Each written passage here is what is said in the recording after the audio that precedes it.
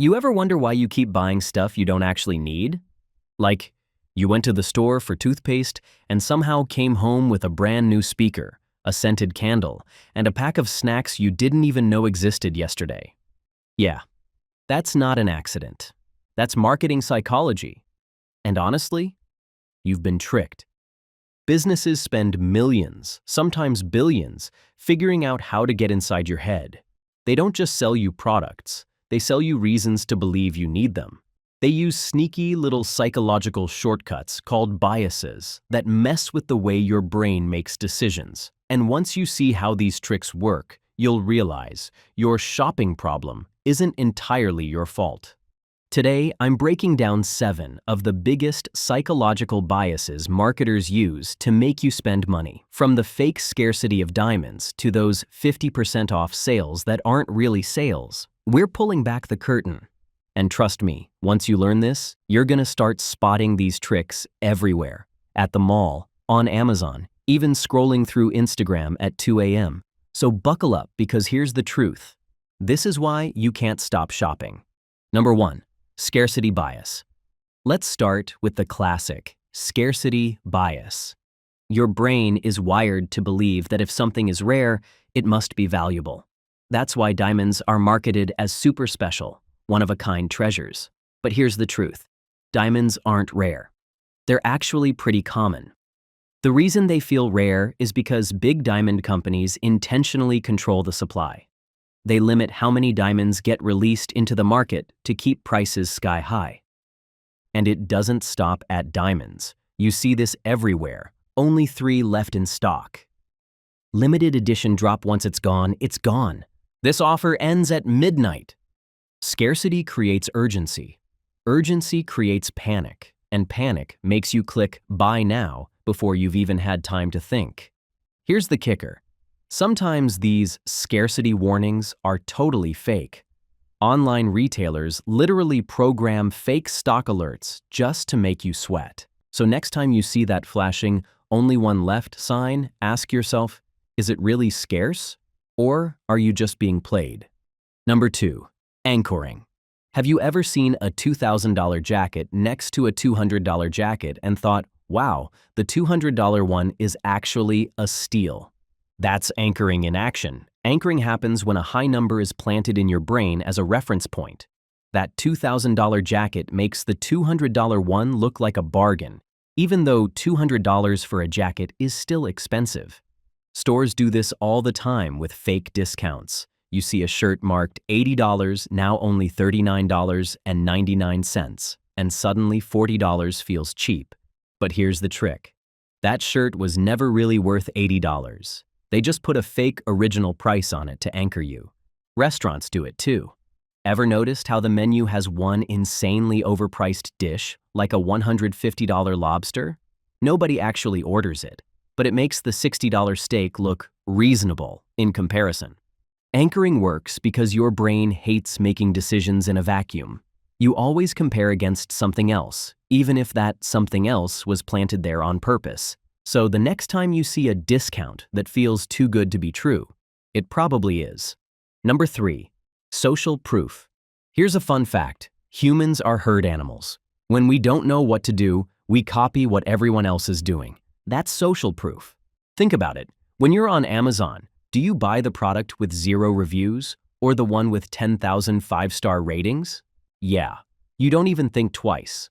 Marketers know this and they weaponize it. That's why you see labels like #1 bestseller, over 1 million happy customers. As seen on TikTok, influencer marketing is basically social proof on steroids. If your favorite creator swears by a skincare brand, suddenly it feels trustworthy. If your favorite celebrity wears a certain shoe, now it's the it shoe. The logic is simple. If everyone else is buying it, then it must be good, right? Not always. Fake reviews, paid endorsements, and manipulated bestseller tags are everywhere. Sometimes the crowd you're following isn't even real. So before you add that 5-star product to your cart, ask, am I buying this because it's good or just because everyone else is? Number 4. Loss aversion. Here's something wild. People hate losing way more than they like winning. That's called loss aversion. and marketers milk it dry. Think about free trials. Netflix, Spotify, even gym memberships. They hook you with a free month. But when the trial ends, you don't want to lose access, so you stay subscribed, even if you barely use it. Or those emails that scream, "Don't miss out. Last chance to save 50%. Your cart is about to expire." That fear of missing out is loss aversion in action. You'd rather spend money than feel the pain of missing a deal. Even loyalty programs use it. Airlines, coffee shops, reward apps, they make you feel like you're losing progress if you don't keep buying. Only 200 points until your free latte. Yeah, but how many lattes did you buy to get there?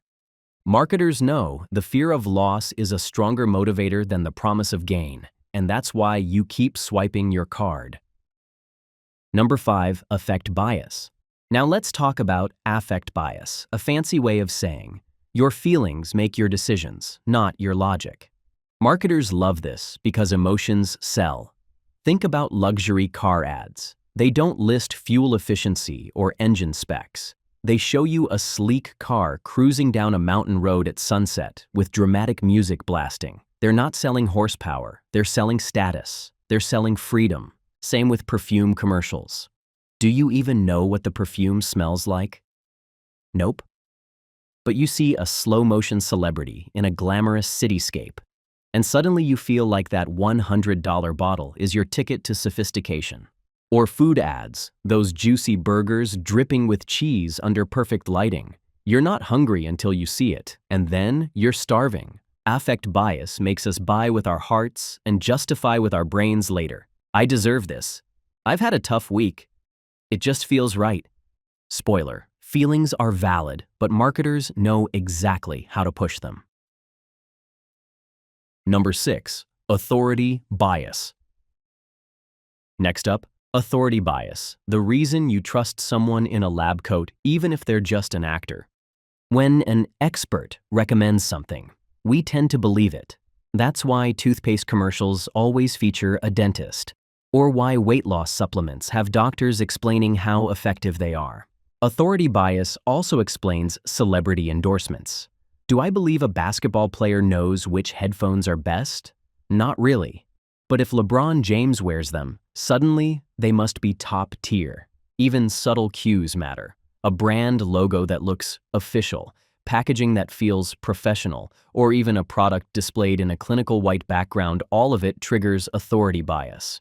Here's the truth. Authority isn't always earned. Sometimes it's just borrowed.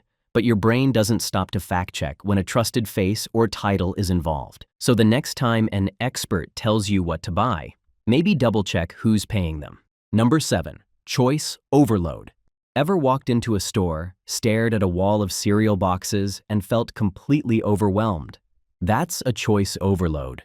Marketers figured out something counterintuitive. Too many options can actually make you spend more. Here's how. First, when you're overwhelmed, you default to the safe option, usually the brand you recognize, which is often the most expensive. Second, choice overload makes you doubt yourself. So instead of picking just one item, you grab 2 or 3 just in case. Streaming services do this too. You scroll through endless shows, get frustrated, and end up sticking with the big-name titles you know. More options didn't give you freedom. They boxed you in. Here's the kicker. Companies design their product ranges to push you towards certain items. That's why you'll see 20 versions of toothpaste. But somehow the premium one always feels like the easiest choice. Choice overload isn't about giving you freedom. It's about guiding you subtly to the purchase they want you to make. So, let's recap. You think you're shopping with free will. But in reality, scarcity bias makes you panic buy. Anchoring tricks you into thinking you're getting a deal. Social proof convinces you to follow the crowd. Loss aversion keeps you hooked on subscriptions. Affect bias makes you shop with your feelings. Authority bias makes you trust experts who may not even be experts. Choice overload pushes you toward the option they want you to pick. The truth is, marketers know your brain better than you do. They study these biases. They test them. They fine-tune them until spending money feels almost inevitable. Now, does this mean you should never buy anything again? No, but awareness is power. Once you recognize these tricks, you can pause, think, and decide if you actually want something or if you're just being played. So the next time you see only 3 left in stock or deal ends at midnight, remember, it's not always scarcity. It's a strategy. And maybe, just maybe, you'll keep your wallet in your pocket. Because now you know the truth. This is why you have a shopping problem. Bet this video made you rethink a few things. Now spill it. What's the most unnecessary thing you've ever bought? Comment below, and while you're here, hit like, share it with a friend, and subscribe so you don't miss what's coming next. Catch you in the next video.